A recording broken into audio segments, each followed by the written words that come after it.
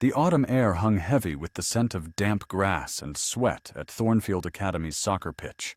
A piercing cry sliced through the crowd's clamor, a raw, desperate sound that stopped hearts. "Get away from me!" 17-year-old Amara Tate, the only black majorette in a sea of silver and green uniforms, stood trapped near the bleachers. 3 towering soccer players in charcoal jerseys loomed over her, their shadows stretching long in the fading daylight. The biggest, a wiry guy with a shaved head and a cruel smirk named Devin Holt, reached for her arm, his fingers grazing her sleeve. The crowd buzzed, some jeering, others frozen in uneasy silence. No one stepped forward, except for one figure moving through the dusk, his steps deliberate, his presence like a gathering storm. Amara was new to Thornfield, a small private school nestled in the rolling hills of Ashwood County. She'd endured weeks of sidelong glances, whispered taunts, and accidental bumps in the crowded halls. She'd clenched her jaw through it all, determined to prove she belonged. But today they'd gone too far. Devin's grip tightened, his breath hot with menace. Amara's pulse raced, her baton slipping from her fingers to the dirt. She thought, "I can't do this alone." Then a voice cut through the noise, low, steady, and laced with danger. "Lay one more finger on my daughter, and you'll regret it." The crowd hushed. Devin froze, his hand hovering. Amara turned, her breath catching. There stood her father, Lieutenant Commander Elias Tate, a Coast Guard rescue swimmer, 6'4", broad-shouldered, his dark eyes burning with controlled fury. His navy jacket seemed to absorb the twilight, making him look larger than life. Devin sneered, his voice dripping with bravado. "Who are you supposed to be?" Elias didn't flinch. "The man who's about to teach you manners." The soccer pitch at Thornfield Academy was a cauldron of tension, the air thick with the metallic tang of adrenaline. Devin Holt, the soccer team's brash captain, stood his ground. His 2 teammates, stocky, freckled Landon and lean, sharp-eyed Reese, flanking him like wolves. They smirked, sizing up Elias Tate, Amara's father, who stood unmoving, his Coast Guard jacket taut across his shoulders. The crowd held its breath, the bleachers a blur of wide eyes and hushed whispers.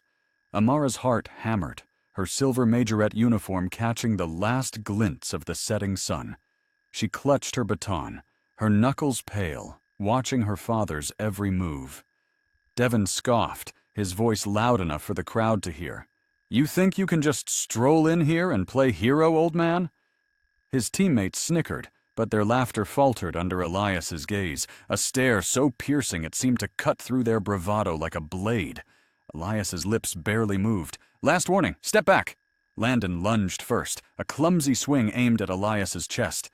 Big mistake. In a blur, Elias sidestepped, his hand snapping out to seize Landon's wrist. A twist, a sharp yelp, and Landon hit the dirt, clutching his arm. Reese hesitated, then charged, aiming low. Worse idea. Elias pivoted, his leg sweeping Reese's out from under him.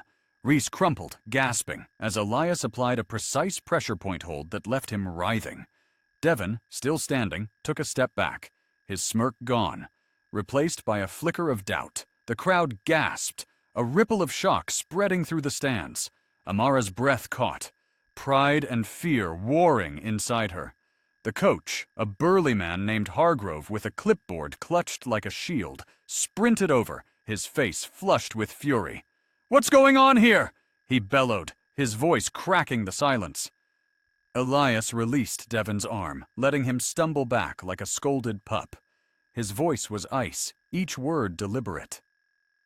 "Your players have been harassing my daughter. That stops now." The Thornfield Academy soccer pitch was a frozen tableau, the crowd's murmurs fading into a tense hush. The setting sun cast long shadows, painting the grass in hues of amber and ash.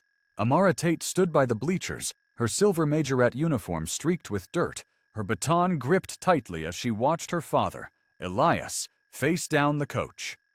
Devin Holt, the soccer captain, scrambled to his feet, his face pale, his bravado shattered.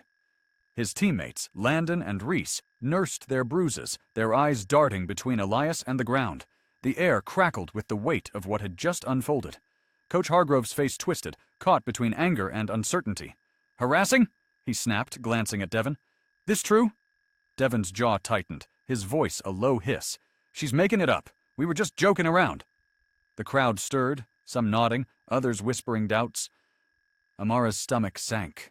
She'd seen this before, the way lies could twist truth in a heartbeat, her word against theirs, and the scales always tipped against her. Elias didn't waver. His voice cut through the murmurs, calm but unyielding. Joking. I've got footage from the school's cameras. You and your boys cornering her by the gym lockers yesterday. Want me to pull it up? The crowd went silent, Devon's face drained of color, his mouth opening, then closing. Coach Hargrove's eyes narrowed, his clipboard sagging in his grip. You're serious? He asked, voice low. Elias pulled out his phone, the screen glinting in the twilight. Dead serious. Checkmate. Hargrove turned to Devon, his voice like gravel. My office. All three of you. Now. The team scattered, heads down as the crowd parted like a receding tide. Elias turned to Amara, his eyes softening. You okay, kid? She nodded, her throat tight, a smile breaking through her fear. The weight of weeks lifted. Devon was suspended by morning, the team tamed, and Amara walked taller, her father's arm around her. She wasn't just the new majorette, she was Amara Tate, unbreakable,